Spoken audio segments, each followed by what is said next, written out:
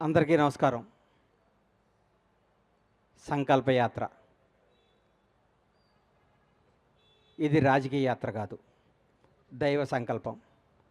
దేవుడుకు మొక్కుకున్న మొక్కు, దేవుడు నాకు ఇచ్చిన నా కోరికను తీర్చినందుకు ఆయన మొక్కును రుణం తీర్చుకోవటమే. దయచేసి ఇది రాజకీయ యాత్ర కాదు, ఏ రాజకీయ పార్టీలకు సంబంధం లేదు. ఇది నేను అభిమానంతో ఎంకన్న కొండకు ఇక్కడి నుంచి నడిచి వెళ్తున్నా. ముఖ్యంగా నాకు జన్మనిచ్చిన నా తల్లిదండ్రులకు, నాకు బతుకునిచ్చిన నా షాద్నగర్ గడ్డకు, 4.5 దశాబ్దాల కిందట ఈ ఊర్లో అడుగుపెట్టాం. మామూలు కుటుంబంగా అడుగుపెట్టిన మాకు ఈ స్థాయి, ఈ స్టేటస్, ఈ అంతస్తు ఇచ్చిన ఈ షాద్నగర్ గడ్డ ఈ ప్రపంచంలో నాకు ఎంత ఇష్టమైన గడ్డ.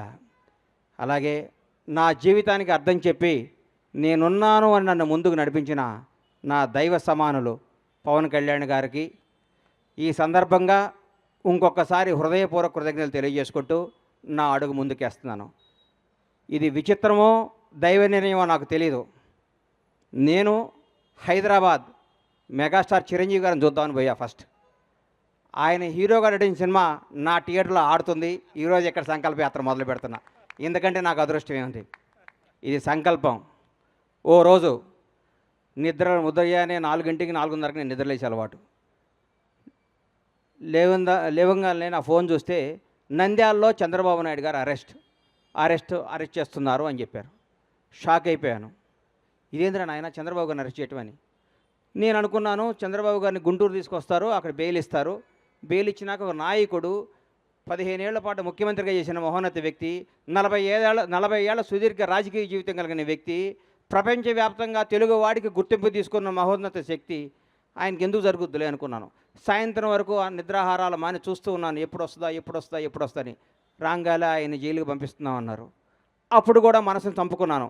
రాజమండ్రి జైల్లోకి వెళ్ళే లోపు డెఫినెట్గా సార్కి బెయిల్ వస్తుంది, ఏం కాదు ఇది కూడా ఆయనకి కూడా తెలుగు ప్రజలకు తెలుస్తుందిలే, ఇది నిజమేంటో అబద్ధమేంటో అనుకుంటూ ఉండగానే లోపలికి వెళ్ళారు.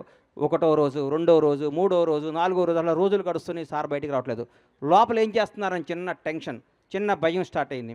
ప్రతిరోజు ప్రతి క్షణం ఈయన ఎప్పుడు బయటకు వస్తాడా అంటూ ఉండేవాళ్ళు. ప్రతిరోజు నేను అందరితో మాట్లాడుతూ ఉంటే నేను ప్రతిరోజు వాయిదా ఉన్నప్పుడల్లా సుప్రీంకోర్టుకి వెళ్ళటం జరిగేది.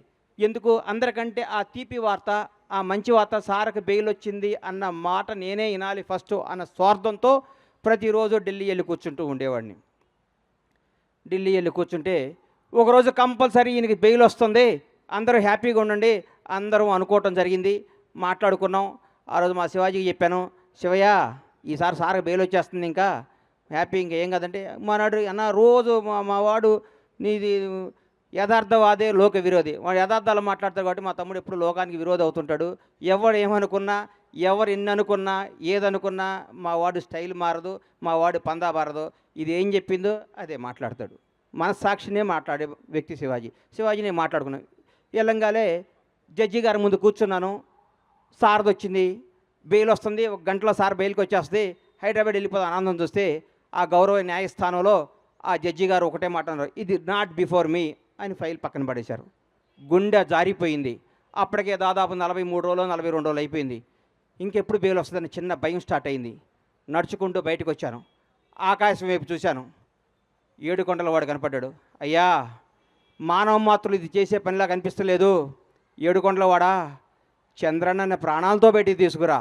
భగవంతుడు సాక్షిగా చెప్తున్నా, చంద్రన్నను బయటకు ప్రాణాలతో తీసుకురా. ఆయనకు పదవి రావాలనో అధికారం రావాలి, ఇవన్నీ నేను మొక్కోలా. ప్రాణాలతో ఆయన బయటకు వస్తే నా గడప నుంచి నీ గడప దాకా నడిచొచ్చి నీ మొక్కు తీర్చుకుంటానయ్యా, నువ్వే చంద్రబాబు గారిని కాపాడాలని మొక్కోవటం జరిగింది. ఆ రోజు మామూలుగా వచ్చాను. తర్వాత ఉద్యతం కేబీఆర్ పార్క్ దగ్గర ఓ రోజు వచ్చి అందరు మీడియా వాళ్ళు, సార్ ఏం చెప్తారని మీడియా మొత్తులు అందరూ నన్ను అడిగారు. కేబీఆర్ పార్కులోనో, ఔటర్ రింగ్ రోడ్లోనో, ఆస్ట్రేలియాలోనో, జపాన్లోనో, జర్మనీలోనో చంద్రబాబు జై అంటే కాదయ్యా, మీ ఊరు వెళ్ళండి, మీ స్వస్థలాలకు వెళ్ళండి, మీ ఊరు బొడ్రాయి దగ్గర కూర్చోండి, చంద్రన్న గురించి మాట్లాడండి. కరోనా వస్తే 2 సంవత్సరాలు ఇంట్లో కూర్చోలేదా?